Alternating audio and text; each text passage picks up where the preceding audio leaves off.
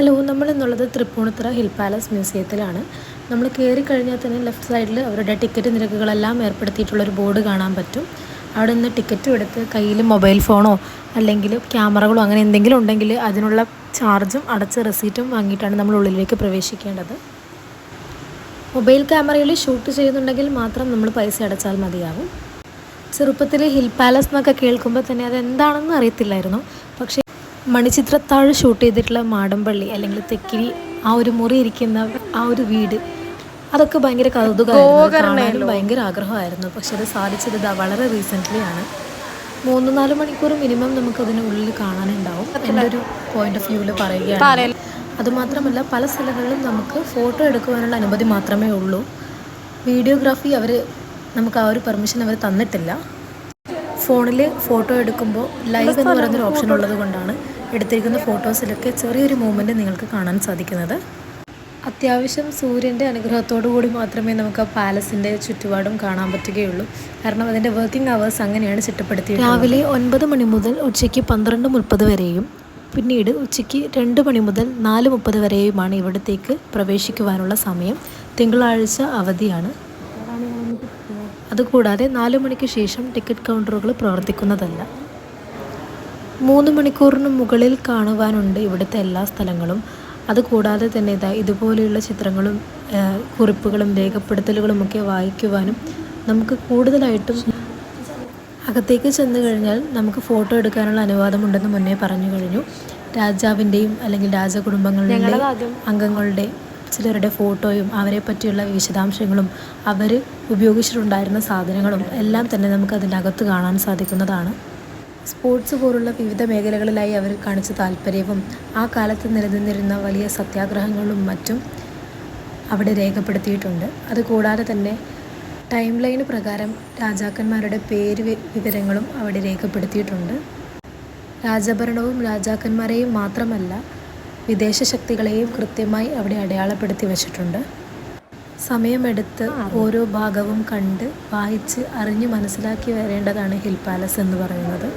പുറത്തോട്ടേക്ക് നോക്കിക്കഴിഞ്ഞാൽ അതിമനോഹരമായിട്ടുള്ളൊരു വ്യൂ തന്നെ നമുക്ക് കാണാൻ പറ്റും. അടുത്ത സെക്ഷനിൽ നമുക്ക് അവരുടെ വിദ്യാഭ്യാസവും പുരോഗമനവും അതുമായി ബന്ധപ്പെട്ട കാര്യങ്ങളുമൊക്കെയും വായിച്ചറിയാൻ പറ്റും. എല്ലാം കഴിഞ്ഞ് താഴോട്ടിറങ്ങി മറ്റു മുറിയിലേക്ക് ചെന്ന് കഴിഞ്ഞാൽ ആ കാലത്ത് തന്നെ ഉണ്ടായിരുന്ന കറങ്ങുന്ന കസേരകൾ, പിന്നെ അവരുപയോഗിച്ചിട്ടുണ്ടായിരുന്ന വണ്ടികൾ, ആൾക്കാരെ കൊല്ലുന്നതിനായിട്ട് ഉപയോഗിച്ചിട്ടുള്ള ചട്ടക്കൂടും പിന്നെ നന്നങ്ങാടികളും അന്നത്തെ കാലത്തെ തബലയും പല്ലക്കും അങ്ങനെ അവരുപയോഗിച്ചിട്ടുള്ള പല സാധനങ്ങളും നമുക്കവിടെ കാണാൻ പറ്റും. ഇതിൻ്റെ എല്ലാം ഇടയിൽ സിനിമയിൽ കാണിച്ച പല ഭാഗങ്ങളും കാണുവാനായിരുന്നു എനിക്ക് പേഴ്സണലി ഭയങ്കരമായിട്ടുള്ള ആഗ്രഹം ഉണ്ടായിരുന്നത്. മറ്റൊരു മുറിയിലേക്ക് പ്രവേശിച്ചു കഴിഞ്ഞാൽ തൊട്ടടുത്ത് തന്നെ നിലനിൽക്കുന്ന 4 കെട്ടിൻ്റെ രൂപരേഖയും അതുകൂടാതെ ആ കാലത്തുണ്ടായിരുന്ന മ്യൂസിക്കൽ ഇൻസ്ട്രുമെൻറ്റും പിന്നെ ആ രാജകുടുംബവുമായി ബന്ധപ്പെട്ട് കിടക്കുന്ന ക്ഷേത്രങ്ങളും കൊട്ടാരവും വടക്കുംനാഥ ക്ഷേത്രത്തിൻ്റെ ആ ഒരു മിനിയേച്ചർ രൂപവും ഒക്കെ നമുക്ക് കാണാൻ സാധിക്കും. അവർ കലയ്ക്കും സ്പോർട്സിനുമൊക്കെ ഒരുപാട് പ്രാധാന്യം നൽകിയിട്ടുണ്ടെന്ന് നേരത്തെ പറഞ്ഞു കഴിഞ്ഞു. അതിൻ്റെ എല്ലാവിധ തെളിവുകളും നമുക്കവിടെ കാണാൻ സാധിക്കും. എല്ലാം കണ്ടു കഴിഞ്ഞ് നമ്മൾ പുറത്തോട്ടേക്ക് ഇറങ്ങിക്കഴിഞ്ഞാൽ ബാക്കി ഇനി കാണാനുള്ളത് പാലസിൻ്റെ പുറത്തെ ഭാഗങ്ങളാണ്. ഞങ്ങൾ പോയ സമയം ഒരുപാട് വെയിലില്ലാത്തൊരു സമയവും നല്ല ക്ലൈമറ്റും ആയതുകൊണ്ട് തന്നെ വളരെ ഭംഗിയായിരുന്നു അവിടെ ഒക്കെ കാണാനായിട്ട്. പാലസിലൊട്ടാകെ 5ഓളം കുളങ്ങളുണ്ട് എന്നാണ് നമുക്ക് അവിടെ നിന്നും അറിയാൻ സാധിച്ചത്. അതിലൊരെണ്ണമാണിത്. പലതിലും ആമ്പലും താമരയും ഒക്കെ നിറഞ്ഞു നിൽക്കുന്നത് നമുക്ക് കാണാൻ സാധിക്കും. ഈ ചുറ്റും കാണുന്നവയിലെല്ലാം തന്നെ നമുക്ക് പോയി കാണുവാനുള്ള കാര്യങ്ങളൊക്കെയുണ്ട്. അതുപോലെ തന്നെ ഇവിടെ നിന്നും തൊട്ട് വലതോട്ടേക്ക് ഇറങ്ങിക്കഴിഞ്ഞു കഴിഞ്ഞാൽ കുളിപ്പുരയാണ്. സിനിമയിലുള്ള സീനിലെ ആദ്യത്തെ സ്ഥലം കൃത്യമായി ഞാൻ ഓർത്ത് വെച്ചത് ഈ കുളിപ്പുരയാണ്. കുളത്തിലേക്ക് ആർക്കും പ്രവേശനമില്ലെങ്കിലും അതിൻ്റെ പുറത്തു നിന്ന് കാണുവാനുള്ള അനുമതിയുണ്ട്. ഇതാണ് ആ കുളം. മഴ പെയ്ത് കാടുമൂടി ഇരിക്കുന്നത് കൊണ്ട് തന്നെ കൃത്യമായി അത് പകർത്തുവാനും പറ്റിയിട്ടില്ല. ഇതാണ് ആ കുളത്തിലേക്ക് ഇറങ്ങുന്ന ഭാഗത്തെ വ്യൂ എന്ന് പറയുന്നത്. അവിടെ ഗ്രില്ല് വെച്ച് അടച്ചിരിക്കുകയാണ്. ആൾക്കാരെ പ്രവേശിപ്പിക്കുന്നില്ല നിലവിൽ. അതിനുശേഷം നമ്മൾ നേരത്തെ രൂപരേഖ കണ്ടിരുന്ന 4 കെട്ടിലേക്കാണ് പോയിട്ടുണ്ടായിരുന്നത്.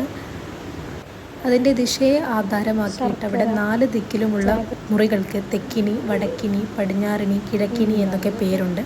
അതിനകത്തേക്ക് ചെന്ന് കഴിഞ്ഞാൽ ഈ കാണുന്നത് പോലെ അവർ അന്ന് ഉപയോഗിച്ചിരുന്ന പാത്രങ്ങളും പൂജാതി സാമഗ്രികളും എല്ലാം തന്നെ കാണാൻ പറ്റുന്നതാണ്. അവിടെ നിന്നും ഇറങ്ങി അവർ തന്നെ പരിപാലിക്കുന്ന മാൻകൂട്ടത്തെ കണ്ട് കുറച്ച് നേരം അവിടെ ഉണ്ടായിരുന്ന ഊഞ്ഞാലിലൊക്കെ ഇരുന്നിട്ടാണ് ഞങ്ങൾ പിന്നെ ബാക്കി സ്ഥലങ്ങൾ കാണാൻ ഇറങ്ങിയത്. അവിടെ ലഘുഭക്ഷണങ്ങൾ കൊടുക്കുന്നൊരു ഭക്ഷണശാലയും കൂടി ഉണ്ട്. പുറത്തു നിന്നുള്ള വ്യൂ വളരെ മനോഹരമാണ്. പ്രത്യേകിച്ച് ആകാശത്തിൻ്റെ ആ ഒരു മനോഹാരിത കൂടിയാകുമ്പോൾ പറയേണ്ടതില്ല.